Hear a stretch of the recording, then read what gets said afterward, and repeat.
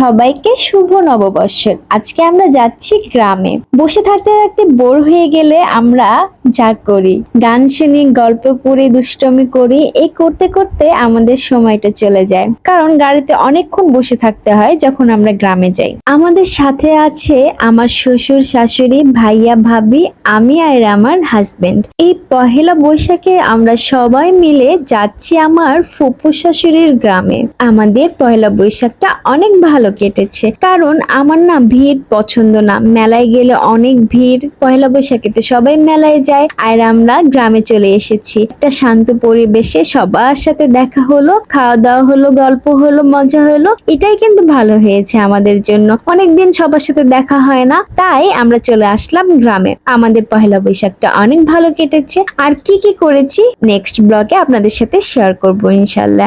সবাই ভালো থাকবেন। আল্লাহ হাফেজ।